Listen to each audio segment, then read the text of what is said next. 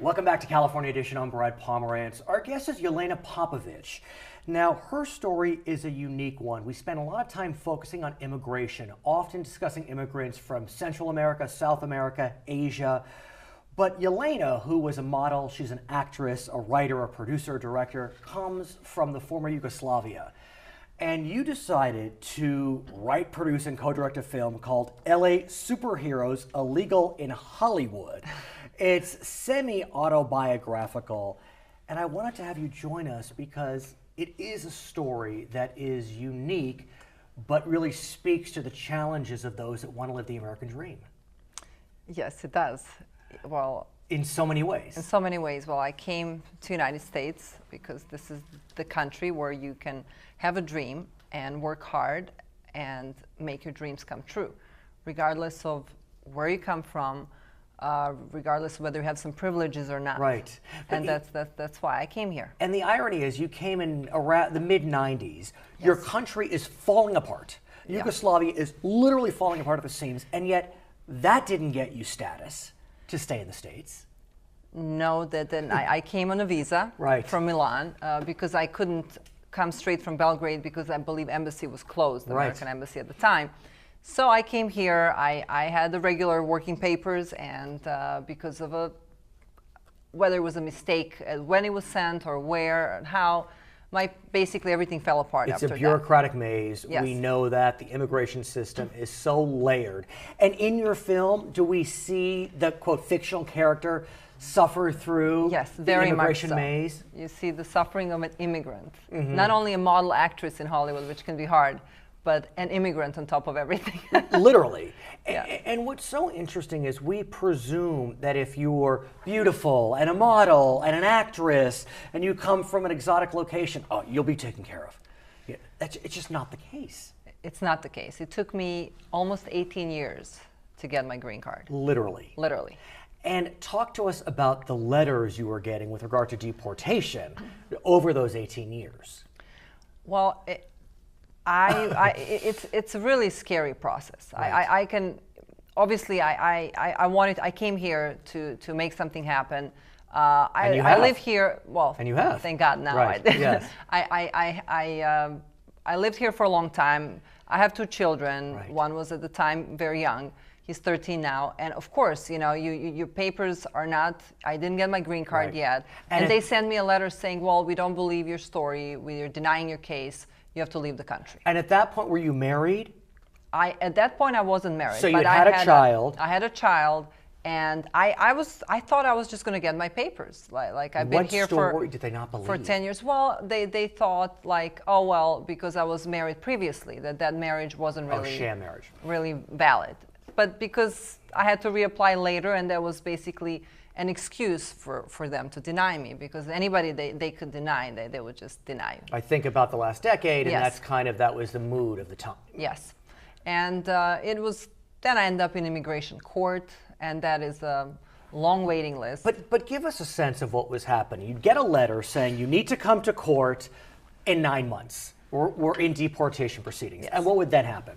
Well, first, of course, you have an attorney. You're completely stressed out. I mean, where I'm going to go? I can't just leave and go back. I've spent half of my life here, and I have a child. I can't just take him. If I had to be separated from my child, I'd rather be dead. Your child's a citizen. He's a citizen, and mind you, Serbia, I mean, it's doing all right now, but also 10 years his ago, father lives here, so I would end up like not seeing my kid, which would be not an option. But you'd have a court date set. And then what?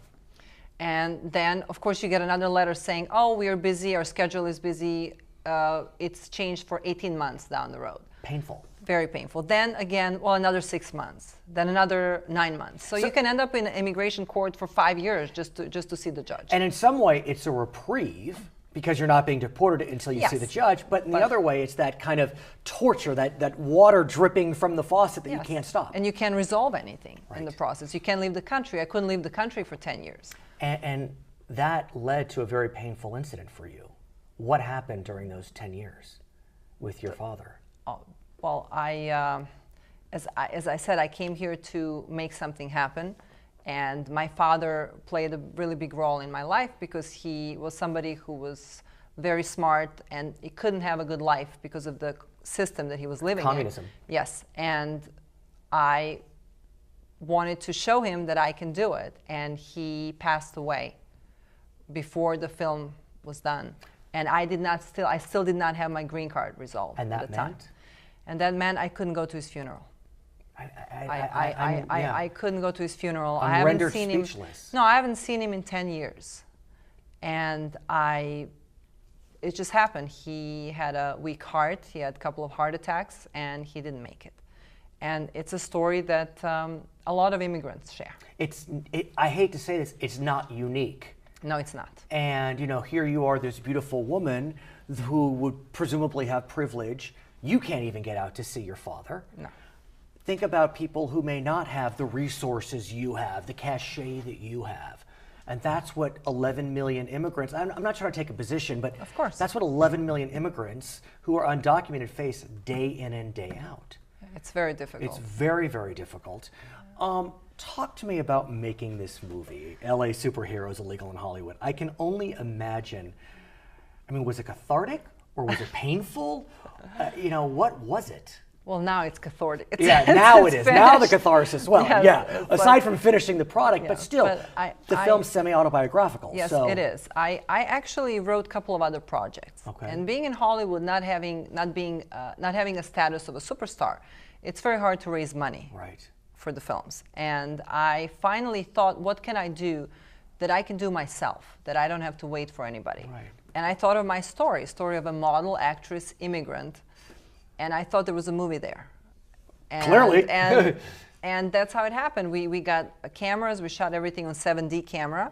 And it was 17-day shoot. Not bad. We did it in a few months because it's a guerrilla-style shoot. You have to wait for the time when everyone's available. But we were able to complete it. Then maybe 6 months of editing. And a year down the line, it's released. It's released. But here's the question, though.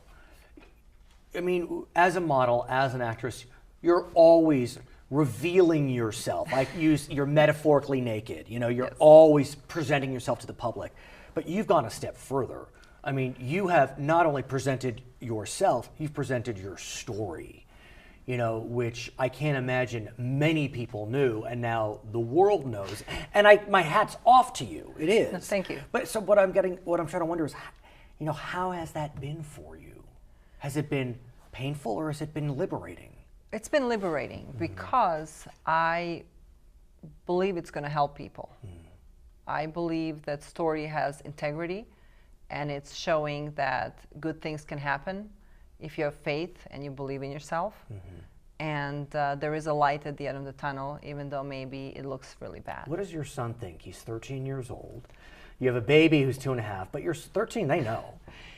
I think he's very proud of me. He doesn't, I think he's seen me struggle, and he knows what I've been through, and he's very proud. He doesn't say, because I think he's so happy about it that he doesn't talk much about it. And you ultimately received your status upgrade. You are now in this country legally. Yes. What happened?